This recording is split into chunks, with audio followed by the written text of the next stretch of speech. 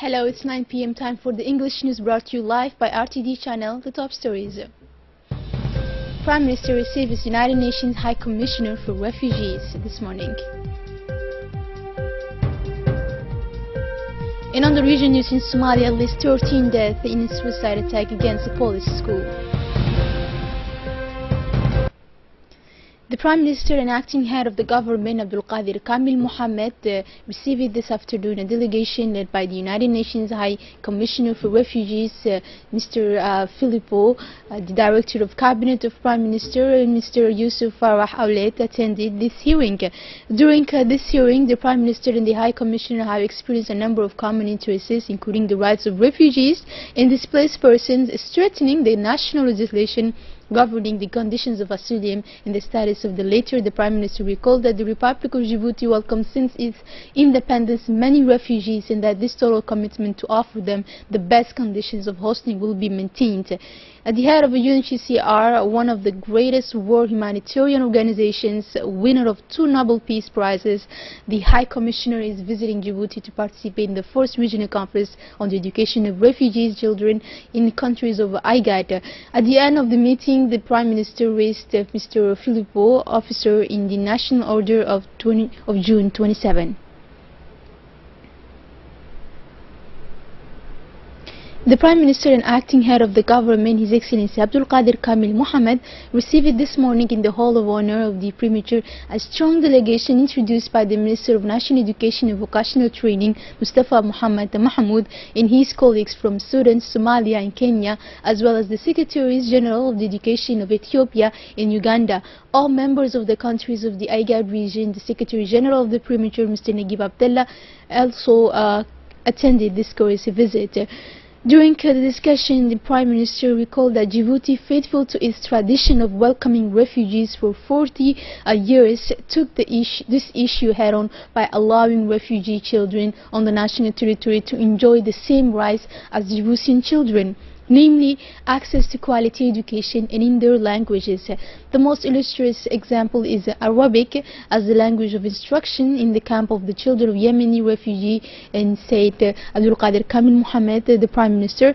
International institutions must support the efforts of the Republic of Djibouti to set up an education center for refugee children. The Prime Minister has concluded his speech. The Regional Ministerial Conference on Refugee Education closed today at the Hotel Kampiski.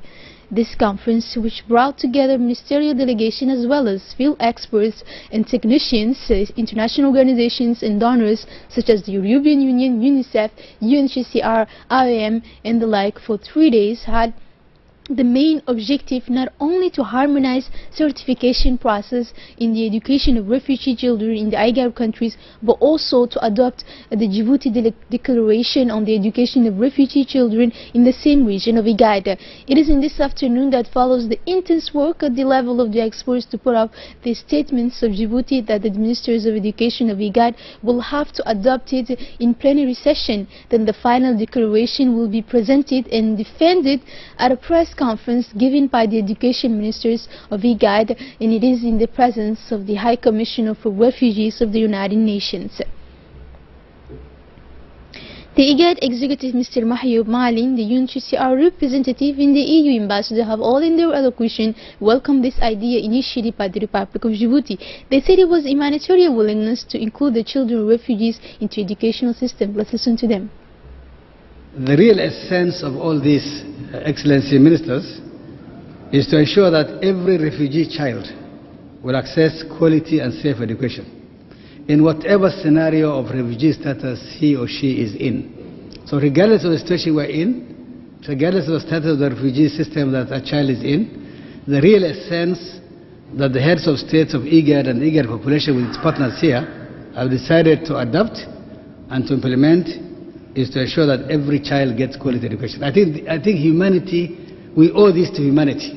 We owe this to our children and to ourselves and our consciousness, and to be able to reconcile our minds and conscience as human beings. I think this is the basic thing that we are here for. This will require commitment, not only from member states, but from the whole of society, including humanitarian and development actors, civil society, donors, and in private sector. And here, Excellencies, if you allow me, I would like to really request partners, the international partners present here, donors, who have been over the years committed to this particular process, to now support this particular outcome. Because the member states of IGAD have delivered the political will, it is upon the international community now to support member states in the realization of this important outcome. It's not a coincidence that this conference is being held in Djibouti, because it was in Djibouti when the decision was taken a few months ago to include the refugees into the national education system, and it set, of course, a good starting point for the discussion, also regionally in the IGAD. But I would really like to say that, and again, that the refugees problem is global, is not alien to Asia, not alien to South America, not alien to anywhere in the world, but it was in the Horn of Africa, in the IGAD, where you really made a difference, because the conference of Nairobi set the grounds for the path that we are fine-tuning today. The Minister of Education welcomed all the guests in his speech who came from the IGAD region. He underlined their presence with a synonym proving their willingness to work along this initiative. Continuing with the national news, under the chairmanship of Mr. Muhammad Ali Ahmed, the Conference of Presidents of the National Assembly was held on Thursday, December 14th, in the premises of the Parliament. At this conference, the government was represented by the Prime Minister Abdul Qadir Kamil Mohammed and the Minister of Defense in charge of relations with the Parliament, Ali Hassan Bahdan. Also took part in this meeting the two Vice Presidents of the National Representation, the Chief of Staff, the Presidents of the Standing Committee and parliamentary groups, as well as the General Reporter of the Budget. The Conference of Presidents dealt first of all with the transmission to the competent Standing Committee of pending bills, of which there are 9, namely Bill number 215 approving the financial accounts of the National Office of Water and Sanitation of Djibouti ONAYAD for the fiscal year 2015, Draft Finance Law number 216 with the state's initial budget for the financial year 2018. And the Speaker of the Assembly also congratulated the government on the timely deposit of the finance bill. And finally, the conference then discussed the date of the public session dedicated to the debate. The President of the National Assembly received this morning in audience Mrs. El Sheikh, Deputy Resident Representative of the United Nations Development Programme. Discussions and exchanges focus on parliamentarians' commitment to the SDG on the issue of sustainable development and the real and effective involvement of the government through parliamentary action, which must not scrimp on the institutional, financial and technical means to adopt to check the status quo on certain obstacles such as deforestation, drought or the promotion of sustainable development. To do so, it is a question of establishing a lasting partnership between the United Nations system agencies and the representative nation. It is in this case the Djiboutian parliamentarians. Speaking, the Speaker of the National Assembly emphasized the support and contribution of UNDP in the capacity building of parliamentarians. Mr. Muhammad Ali Ahmed reminded that it was thanks to the unflinching support of the UNDP that the parliamentary caravan in the hinterland was made possible, a policy of proximity that made it possible to concoct and collect the grievances and data of the various populations. The President of the National Assembly, His Excellency Muhammad Ali Ahmed, received late yesterday morning in the audience in his office the Chargé d'Affaires of the Diplomatic Mission of Algeria, Mr. Rashid Sattar. The discussions discussed the state of cooperation between our two countries, and in particular between our two parliamentary institutions. Thus, the President of the National Assembly and the Algerian diplomat talk about the possibility of our two assemblies putting in place mechanisms that will allow a much more active parliamentary diplomacy. In this cooperation, they said, will come to fruition through the Djibouti-Algeria Inter-Parliamentary Friendship Group. In this in the afternoon of Tuesday, December 12, the Minister of Health, Dr. Jamal Mouki, and the Secretary of State for Solidarity, Muna Osman, and then have maintained with the representative of the High Commissioner to Refugees in Djibouti, Mr. Abdullahi Barri, and the representative of the World Bank, Mr. Atusek, to discuss ways and means to consolidate the acquired and to improve the health care of refugees referred into in the Republic of Djibouti. Please note that the Special Envoy for Somali Refugees, Muhammad Abdi Afeye, also participated in this meeting at the Health Minister's Cabinet in the presence of the Department of Health departments. This meeting is part of the strengthening of a strategic partnership which the Minister of Health wishes to continue and extend with the bodies in charge of the refugee issue in order to enhance the quality of priority healthcare deliver benefits of those displaced people. These exchanges have allowed the strong basis of close collaboration between the Department of Health and the UNHCR in order to effectively meet the essential sanitary needs of refugees which are particularly present in the camps of Ali Adde and Markazi. The Ministry of Health this morning organized a multidisciplinary medical caravan for the benefit of the population of Ali Adde locality in Ali Sabir region. The teams of specialists have consulted and dispensed care to patients who have moved many to benefit from the caravan of specialties. The main objective is to bring care closer to people who are often far away from major centers where they will be able to benefit from quality care.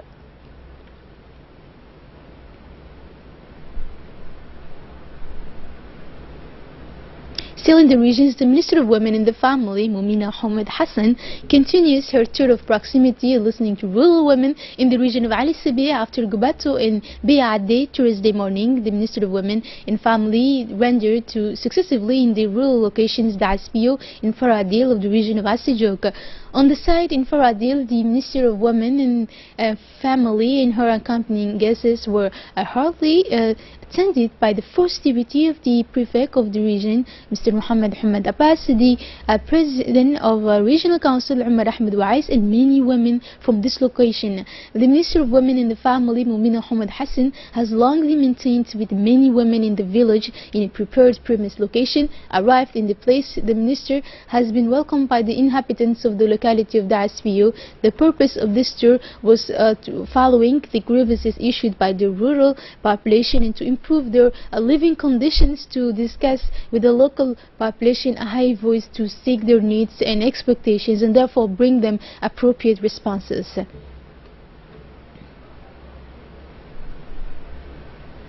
A fire broke out this morning around 10 a.m. in Belbela, precisely in the area of District 9.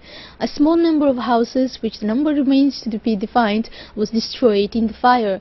The origin of the fire will be a kitchen fire that spread quickly to nearby houses. Firefighters arrived quickly at the scene to distinguish the fire, but still had difficult access, which delayed their intervention, according to Lieutenant Aden Robley, head of emergency in Belbela.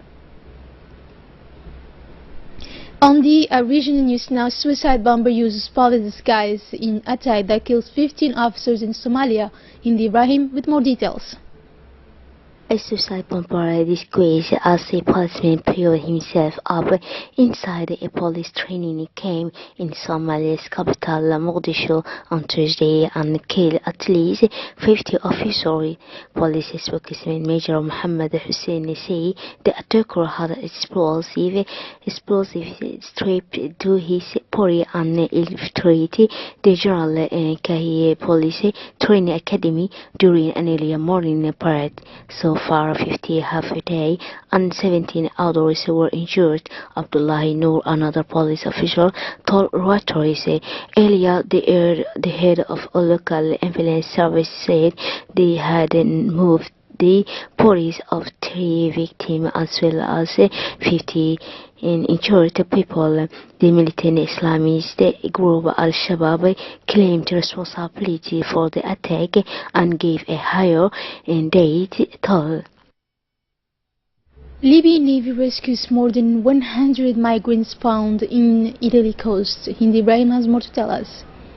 Libyan naval forces have rescued more than 100 migrants whose vessel ran into engine travel on the way from the Libyan coast into Italy. Authorities say on Monday 2 more migrants died and 2 of those rescued were in serious condition. Smugglers exploit the country's security vacuum to bring Syrians into Libya via Egypt or migrants from sub-Saharan countries via natural sub and Chad. Experts say the migrants pay thousands of dollars for the land and sea passage, with the smugglers often beating and torturing them to store more money for the final leg of the tribe by sea, and its words, vessel rights groups say.